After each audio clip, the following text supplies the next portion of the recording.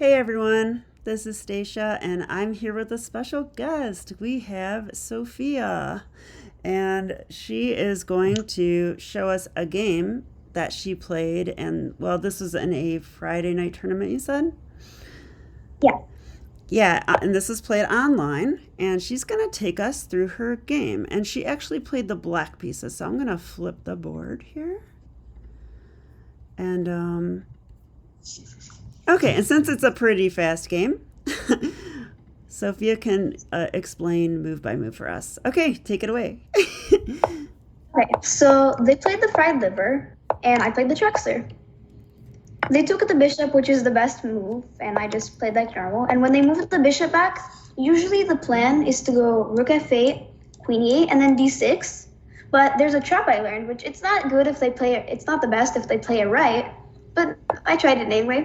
So they went knight f7, and the trap here, if they go knight f7, which usually people don't, but they did, so yeah. You go queen f8, which is the same thing as if they could take with the knight, which it supposedly forks your queen and your rook, but it's not good. So they took the rook, and here it's actually -6 because they got greedy and took the rook. Because now there's actually bishop takes f2 like there is normally in the Traxler. So they take, you take, and here there's actually mate in 3. So king e2. Oh, so wait, hang on a second. Hang on a Bishop second. g4 Here, after king e2, hang on one second. Okay, if anyone wants to pause the video and find it, go ahead and do so now. Okay, now continue. Thanks. So king e2 is the best move, and here, if there's mate in 3, but if you don't see it, bishop g4 is also winning because you just skewer the king to the queen and you win the queen. But the mate is after queen here, so f2, king d3, knight here, and then queen d4 checkmate. Ooh, yeah, that is nice. What a fun game to get. Okay, so I have a question going back through real quick. So, okay, so I do think bishop takes f7 is the best move. And bishop c5 is fine. Like when I play, I go all the way to b3. When I play this as white, I feel like knight f7 is a little crazy. Yeah. So that move is the mistake. Is that what you're saying? Like that move's a blunder? Yeah, it's not a blunder, but the position equalizes, so white doesn't have an advantage anymore. Oh, I see. Okay. Yeah, which is not a good sign since your king's here and yeah, and you're down material. So, wow, this just goes wrong for them so quick. Okay, so Yeah, taking the rook is a blunder. like what if they castled? Let's just look at this for a second, see if we can learn something while we're doing this. Like if they castle, what would you do here? So here you just follow the normal setup and you go rook f8, queen e8, and then or d6 is already played. So then you just have to start attacking the king with moves like queen g6, maybe queen h5, and maybe even bishop g4.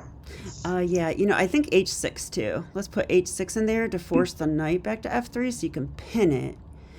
I know when I get crushed in the Traxler, it's usually because they do that, like something like this and here. And then sometimes I just get crushed. Like they do this pin and it's like, this is annoying.